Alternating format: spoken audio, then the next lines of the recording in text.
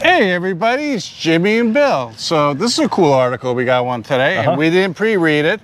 So this one's about our wild spending spree, why prices have failed to curb the American appetite for shopping. Ooh, this ought to be interesting. Yeah, I mean, people are complaining how broke they are, inflation, but they keep spending money and they keep buying things. The only time they slow down, in my opinion, is when they just don't have the money or the credit anymore to buy stuff, you know? So we're gonna read this. Maybe we'll agree, maybe we'll disagree. Yeah, let's see what happens. In the meantime, if you like this kind of content, do me a favor, consider subscribing. It really helps the channel, and I'll leave it at that.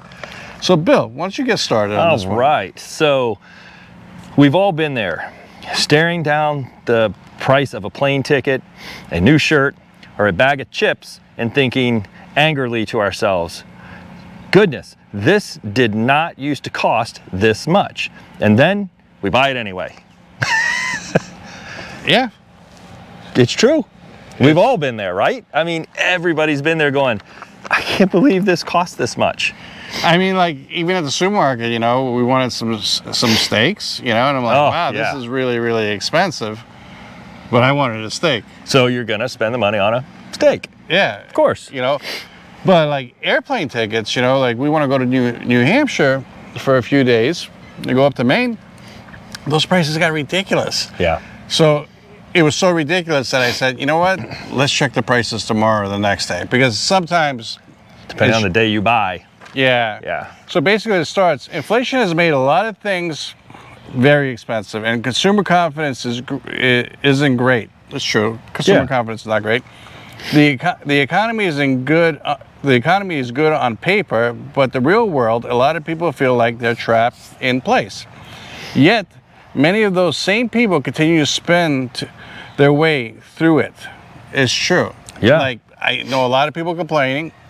Me, I complain. Yeah. You know, it's like, I can't believe how much this costs, but at the same time, I buy it. You know, because if I need it, I need it. Right, yeah. Gotta do what you gotta do. Like me, I held on to my other service vehicle for how long? Right. Until I just couldn't do it anymore. And I'm like, I don't want to hear about it. Just buy the stinking thing. Yeah, so we went there and we bought it, you know? Retail sales came in higher than expected in March, up 0.7 month over month to 709.6 billion in February's number. We're revised up too. Consumers have proved to themselves as the motor of the economy. It's true. Everybody complains, but everybody's still buying. Like, I know so many people that just went and bought a new car, and they're like, the hell with it. I want a new car, and they're going to buy it. Mm-hmm. Meanwhile, they had a car that was fine, but they just wanted a change. Yeah, I mean, if you can afford it, then go for it, you know? But a lot of people can't afford it. Right. Yeah, so they splurge spend, not splurge spend, but they just impulse spend on big items that can't necessarily go back. True. So it says, in short, America has become a nation of hate spenders. That's a good one. I'm gonna go hate spend today. I don't want to buy this new jacket or this new clothes, but damn, I want it. And I'm gonna hate spend, and I'm gonna cuss at it the whole way. And I'm gonna complain about it. But it's plastic. You know, it's funny. Oh, geez, yeah. When my kids were young, you know, especially my youngest one, he would say, hey, Dad, I know it's expensive, but don't worry about it. Put it on that plastic thing. That's funny. You know, don't spend the money. Right. Go for it. All right, so it says, there is how consumers feel and what they're doing. Linda Bowser, a senior economist at EY, said, consumers are not feeling great about inflation, but what the data is telling you is that even if you are not feeling great, you see the fish jumping? They're still able to continue to spend. Oh yeah, the mullet are jumping over there. Yeah. Very cool. There he goes. We should have brought our fishing poles. Not that mullet eat fish poles, but whatever. All right. That leaves the question, why are we willing to spend through the pain? According to the experts I talked to, the surge in hate spending can be attributed to various factors. For one thing, a lot of people still have the financial stability necessary to open their wallets. On a psychological level, many customers are just throwing up their hands at the state of financial affairs. They're aware prices aren't going back to 2019 levels, and given everything everyone's just been through, they may as well live it up a little bit. That's what I'm just saying. A lot of people are just, you know, hey, listen, I'm at fault too. There was something that I wanted to buy and I thought it was going to go down in price. It wasn't. And I really didn't need it, but I wanted it, and I waited for like 6 months, and I'm like, you know what? Screw it, I'm doing it. You know, it's an impulse buy, you know, and then I had buyer's remorse afterwards, but then I forgot about it. Right. So basically, take Jordan Hart, a writer in Illinois, a self-described cheap bitch. She told me that she often finds herself outraged by prices and then ultimately succumbs to the forces of capitalism. Hart, 26, has developed a taste for, I don't even know, what is that? Oh, Lululemon. What's a Lululemon? It's a clothing brand. Oh, okay, yeah, that's much. I buy my clothes at Walmart. Yeah, I mean, it could be a purse brand for all I know, but it's like Lululemon, I think, is a clothing brand. Despite previously scoffing at paying $100 for a pair of leggings, I should have just read that, so I didn't look stupid and just say, all right. What is that? Most recently, she decided to spend $50 on a Stanley cup. She initially got a knockoff on Amazon, but it broke, so she's biting the bullet and going with the OG.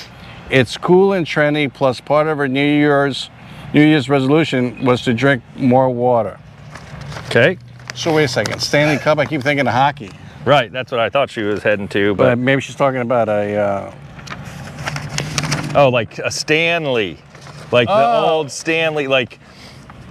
Remember my old Stanley thermos, the green thing with the cap and the cup that I used to bring when we would go fishing in the winter, in the morning? Oh, okay. Like, that's Stanley. I thought she was buying, for some reason I was thinking Stanley Cup. Well, that's what I thought too. I was like, She's channeling her familiar sentiment. Many consumers are still buying crazy.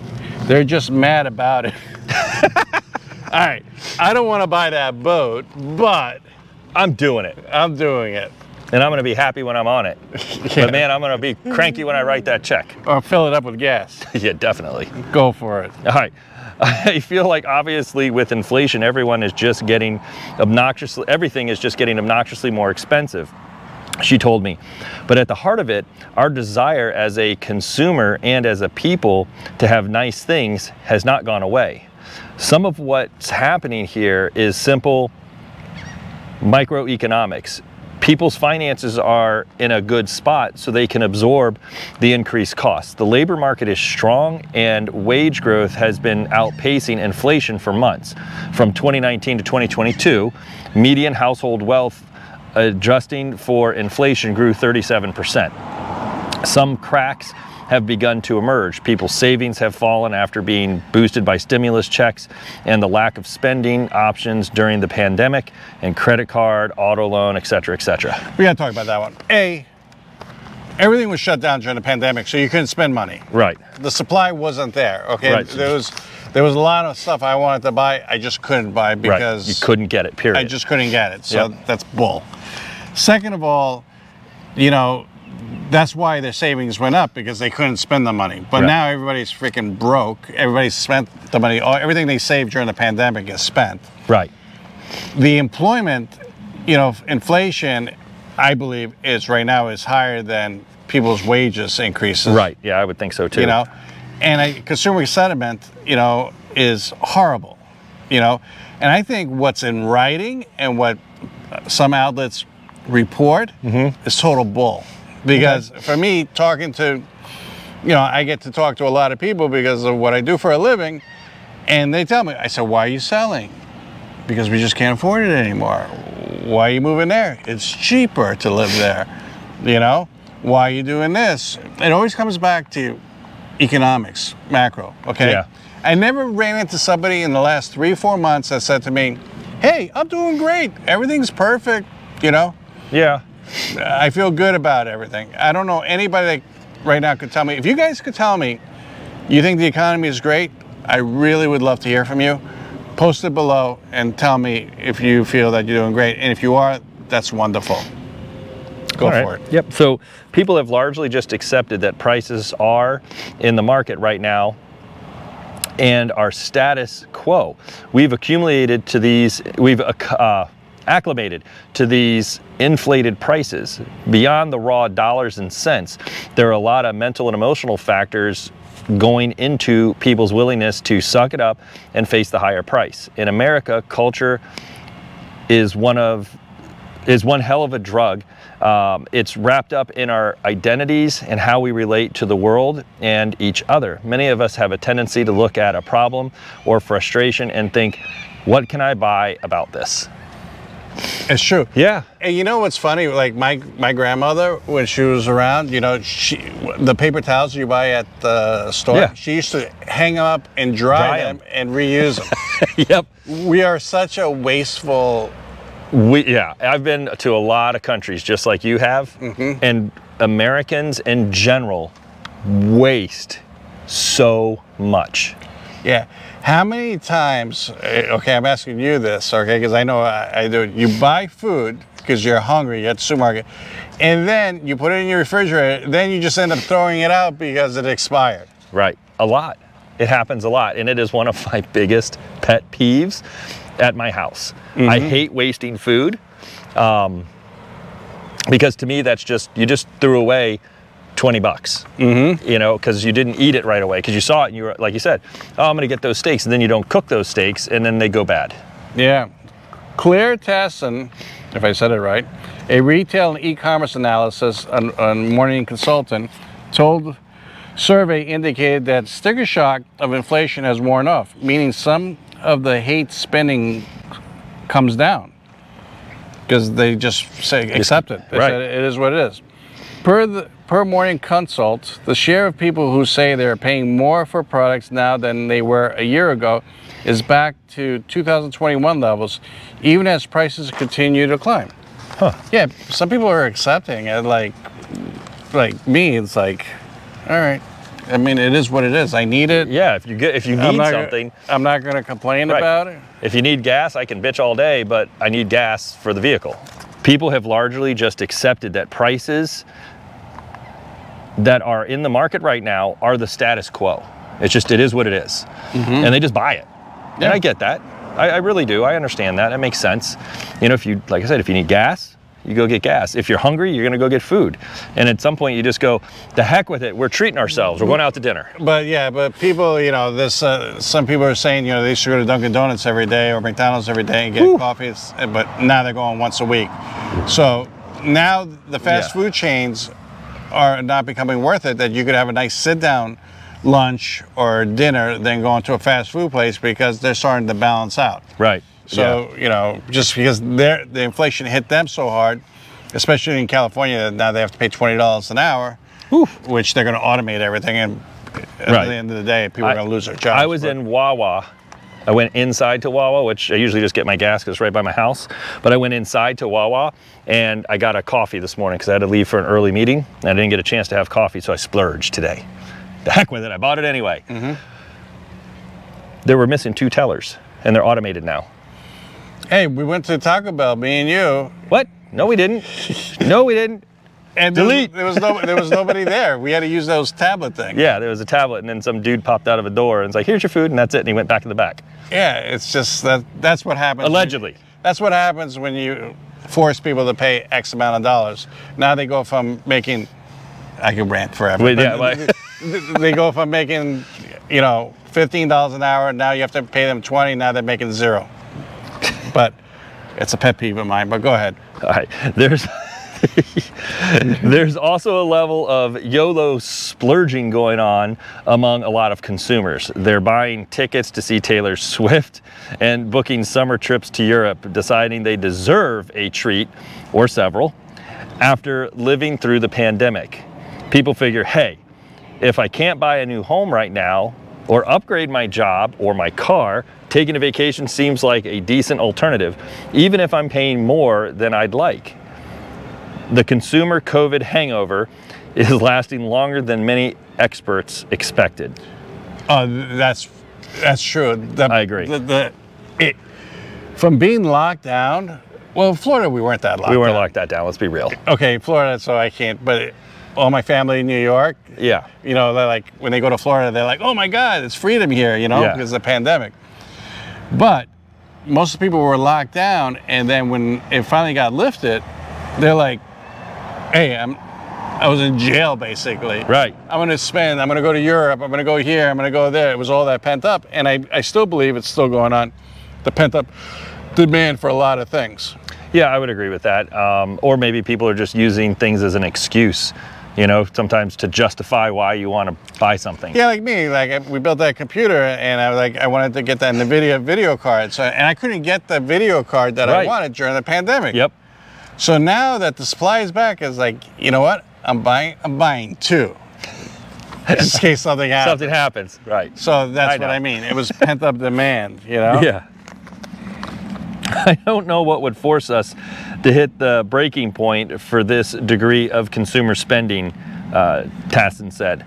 At the same time, conspicuous consumption, as in buying goods and services to show off a level of status, is back on the rise amongst demographics that are once again jockeying to trying new brands and becoming less sensitive to prices. Interesting. So people just want to show off, you know, their super fancy shoes, or I don't know. Yeah, I got these at Walmart. Yeah, I'm like, those are your Walmart $6 specials. No, they went up. They used to be $6. They're like $12 now. No, they're like $15 now. What? That's it. I don't even know why you'd spend the money on those things.